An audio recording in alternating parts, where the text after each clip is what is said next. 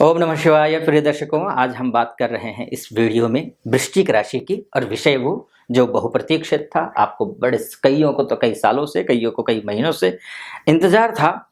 राहु केतु बदल जाएं और सब कुछ जीवन में सब कुछ ठीक ठाक हो जाए, इसी इंतजार में आप लोग बैठे हुए थे। बहुत सारे महानुभाव आप मेरे वीडियोज देखते हैं, मुझे कॉल करते हैं, ज्योतिष से परामर्श लेते हैं मुझसे। तो आप लोगों में से ही कईयों ने पूछा है मुझसे कि आचार्य जी, राहु केतु तो बदल चुके हैं, राशि परिवर्तित हो चुके हैं, कर चुके हैं, लेकिन रिजल्ट 10 दिन बीत गए, 15 दिन बीत गए, लेकिन रिजल्ट आ नहीं रहा है। तो ये रिजल्ट आएगा कब से?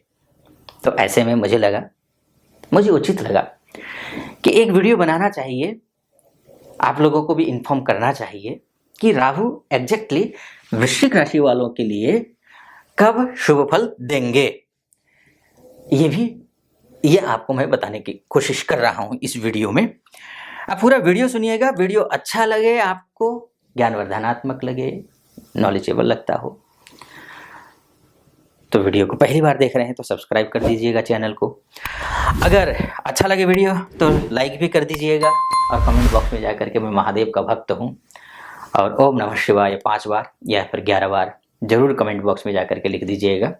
फिलहाल विषय पर प्रवेश करते हैं। शनि के साढ़े सात शनि के ढैया से आप परेशान रहे हैं, वैसे भी शनि के ढैया से परेशान थे ही। उसके साथ साथ में आपके जो राशि के स्वामी मंगल हैं, वो मंगल महाराज अस्त हैं 21 जनवरी तक। अगर आपकी कुंडली में, जन्म कुंडली में, जिसमें date of birth, time of birth और प्लेस ऑफ बर्थ के हिसाब से जो आपकी कुंडली बनती है, उसमें दशा, अंतरदशा, प्रत्यंतर दशा खराब स्थिति में अगर हो, तब तो परेशानी के चरम पर होंगे आप। परेशान इतना ज्यादा होंगे कि वृश्चिक राशि वालों को तो मैंने हद से ज्यादा परेशानी उठाते हुए देखा है। खासकर उनका मनोबल टूटा हुआ है, फाइनेंस को लेकर के अनेक प्रकार की समस्याएं बनी हुई हैं, उसका सामना आप कर ही रहे होंगे। परेशान है, साहस टूट रहा है, हिम्मत टूट रही होगी, लेकिन उम्मीद थी राहु बदलेगा, सब कुछ ठीक होगा, लेकिन कब से? अभी तक तो नहीं हुआ ना। अब मैं आपको तिथि बताऊंगा वो कब से ठीक हो रहा है। देखिए, कोई भी ग्रह 9 ग्रह हैं।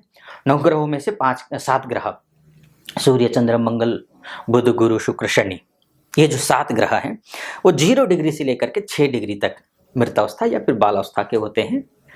और जब भी कोई भी ग्रह मृतावस्था या बालावस्था का होता है प्रारंभिक चरण में, वो स्वाभाविक है। बालावस्था, मृतावस्था, आप नाम से स्पष्ट है, अच्छे नहीं होते हैं, कमजोर होते हैं। अच्छा होने के बावजूद वो कमजोर हो जाते हैं। तो जब कमजोर होता है तो वो अच्छा देना तो चाहता है, लेकिन दे नहीं पाता है।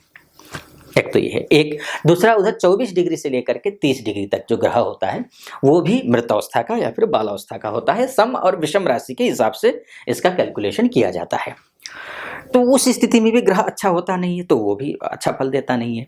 लेकिन राहु भी मृतावस्था या बालावस्था का इस पोजीशन पे होता है, लेकिन राहु और केतु वक्री होते हैं। तो इसमें होता क्या है कि 30, 29, 28 डिग्री तक तो ये शुभ फल नहीं देते हैं। यानी कि शुभ फल देने की स्थिति में, अगर जैसे मानकर चलिए वृश्चिक राशि वालों के लिए, अब वृश्चिक राशि वालों के लिए कतिपय महीनों में राहु अच्छा है, इसको अच्छा फल देना चाहिए स्वाभाविक रूप से, लेकिन अभी तक नहीं दे रहा है। तो इसका मतलब ये है क्योंकि ये 28 डिग्री तक ये कमजोर ही होता है। 28 डिग्री के बाद जब 27वें डिग्री में प्रवेश करता है, ये एक्टिवेट हो जाता है। तो ये 28वें डिग्री, 27वें डिग्री में कब प्रवेश कर रहा है? ये 25 दिसंबर को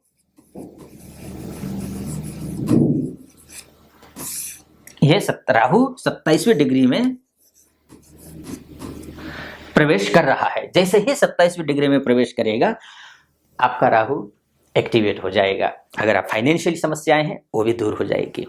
जॉब को लेकर के परेशान है, जॉब चेंज करना चाह रहे हैं, चेंज भी हो जाएगी जॉब। इसके साथ साथ में अगर इसके शत्रु हावी हो रहे हैं अभी तक, शत्रुओं पर आपको विजयी प्राप्ति होगी। इसके साथ स्वास्थ्य को लेकर के भी ठीक है। फाइनेंस को तो आपको मैंने बताया है, घर गृहस्थी इत्यादि को लेकर के, भूमि वाहन इत्यादि को लेकर के, पैतृक संपत्ति को लेकर के कोई वाद विवाद चल रहा हो, या फिर उधारी लेन देन रहा हो, खासकर ध्यान रखिएगा यहाँ पर लेन देन रहा हो तो भी लेन देन के लिए भी ठीक है। अगर आपकी लग्न कुंडली अच्छी हो तो देखिए ये जो होता है ना, ये मोटा मोटी तौर पर मैं बताता हूँ, कोई भी किसी भी आचार्य की कुंडली देख लीजिएगा, आपको परफेक्ट कि यही होगा कोई गारंटी के साथ कह नहीं सकता है। अगर कह रहे हैं तो वो गलत कह रहे हैं, क्योंकि वृश्चिक राशि के ही व्यक्ति ना इस धरती में, मैं भारत की केवल बात नहीं कर रहा हूं, इस धरती में कम से कम भी 70 करोड़ हैं, क्योंकि 8 अरब लोगों की ये धरती है। अब 70 करोड़ लोगों के साथ में यही सब कुछ ठीक हो जाएगा, ये बिल्कुल संभव नहीं है। इसके लिए आपको समझदारी दिखानी होगी। आपके होता क्या है, देखिए कुंडली तो एक हर व्यक्ति का जैसे डीएनए अलग अलग होता है ना, उसी तरीके से कुंडली जो होती है वो एक आपकी व्यक्तिगत तौर पर, वो डीएनए हर व्यक्ति के अलग अलग कुंडलियां होती हैं।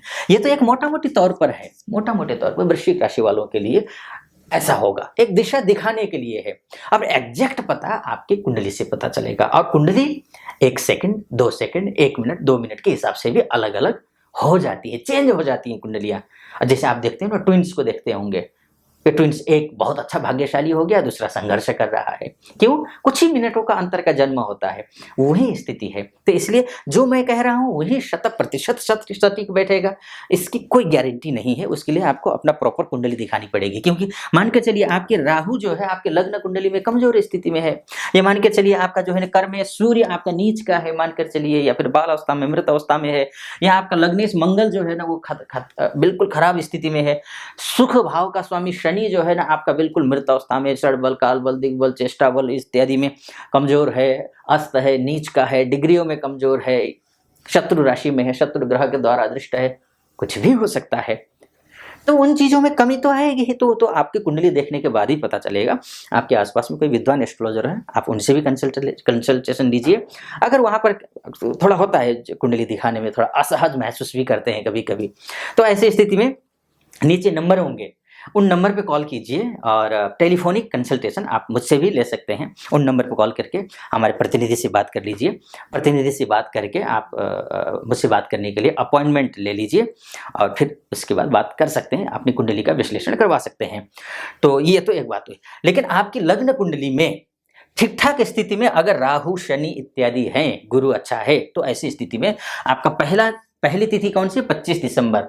उससे पहले भी अच्छी तिथि आ रही है, लेकिन एक मोटा मोटे तौर पर यह देखा जाए कि 25 दिसंबर का जो समय है वो परफेक्ट, किसी की सहायता की जरूरत नहीं है राहु को। राहु स्वतः मजबूत होकर के आपको रिजल्ट देना शुरू कर देगा। एक अब दूसरी बात आते हैं, तो घर गृहस्थी, आप जमीन लेने की सोच रहे हैं, या फिर आप जो है भूमि प्रॉपर्टी लेने की सोच रहे हैं, घर लेने की सोच रहे हैं, माता जी का स्वास्थ्य ठीक नहीं है, या फिर अन्य प्रकार के इष्ट मित्र नाते रिश्तेदार इत्यादि से प्रॉब्लम आ रही है, सहयोग नहीं मिल पा रहा है, लव लाइफ में दिक्कत है, एजुकेशन में दिक्कत है, इन सभी स्थिति के लिए शनि जो है वो शतभिषा नक्षत्र में ये आ जाएंगे। कब आएंगे ये शतभिषा नक्षत्र में 24 नवंबर को। जैसे ही 24 नवंबर को शतभिषा नक्षत्र में आएंगे शनि महाराज। ये नक्षत्र किसका है? ये राहु का नक्षत्र है। ये राहु का नक्षत्र है। तो जैसे ही राहु के नक्षत्र में शनि आ जाएंगे, वैसे ही राहु को बल मिलेगा, राहु अपने आप में मजबूत होगा, लेकिन किसी के सहारे से, जैसे शनि के सहारे से। मैंने कहा ना, मूलतः तो पूरी किसी के सहारे की जरूरत नहीं पड़ेगी, वो 25 दिसंबर से है, लेकिन शनि का सहयोग मिल जाएगा राहु को, क्योंकि शनि और राहु मित्र ग्रह हैं, तो मित्र का सहयोग मिलेगा, इसको बहुत अच्छा रहेगा। अगर बिजनेस करते हो आप, मान कर चलिए, तो ये बिजनेस अगर आप करते हैं तो ये स्वाति नक्षत्र में शुक्र प्रवेश करेंगे। जैसे ही शुक्र स्वाति नक्षत्र में प्रवेश करेंगे, और स्वाति नक्षत्र किसका है? ये भी राहु का नक्षत्र है। और आपका बिजनेस कारक ग्रह कौन बनेगा? शुक्र बनेगा। शुक्र का भी सहयोग मिलेगा राहु को। यानी कि आप बिजनेस करते हैं, फाइनेंशियली दिक्कतें हो रही हैं, किसी प्रकार की कोई जो है ना बिजनेस समस्याएं आ रही हैं, तो कब से ठीक हो जाएगा? ये आपको 5, मैंने लिखा नहीं शायद, वो 5 दिसंबर से, 5 दिसंबर से ये ठीक हो जाएगा। ठीक है, तो 2-3 तिथियां हो गई आपके सामने। एक सबसे पहली तिथि 24 नवंबर। 24 नवंबर को घर गृहस्थी इष्ट मित्र इत्यादि के लिए सबके लिए ठीक हो जाएगा। आप प्रॉपर्टी से संबंधित प्रॉब्लम चल रही है, दोस्तों से, ऑफिस में कलीग के साथ बन नहीं रही है, प्रमोशन का योग बन नहीं रहा है, ये सब के लिए कब? 24 दिसंबर। बिजनेस करते हैं, नया स्टार्टअप कर रहे हैं, या छोटे बिजनेस, छोटे उद्यमी हैं, मझौले हैं, बड़े उद्यमी हैं, उनके लिए कब से? 5 दिसंबर से। और सबके लिए, आप कुछ भी हो, सबके लिए क्या स्थिति है? ये 25 दिसंबर से ये स्थिति बनती है आपकी कुंडली के हिसाब से। एक तो अब एक बात उसमें और ऐड करना जरूरी है। वो ऐड करना क्या जरूरी है कि राहु किस राशि? राहु तो छाया ग्रह है, कोई ये तो खगोलीय पिंड तो है नहीं है, ये तो एक छाया ग्रह है। छाया ग्रह क्या होता है कि जिस राशि में जाकर के बैठता है उस राशि के स्वामी के समान वो फल देता है। अब जैसे कि राहु जो है वो किस राशि में जाकर के बैठा हुआ है? मीन राशि में। और मीन राशि मीन राशि का स्वामी बनता है गुरु, और गुरु के समान फल देगा।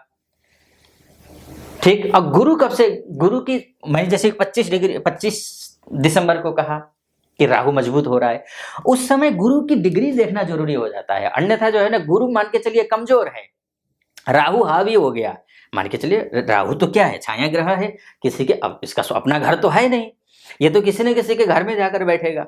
अब उस घर में जाकर के बैठेगा तो उस घर मकान मालिक को कमजोर नहीं होना चाहिए, किराएदार कमजोर हो जाए तो चलेगा।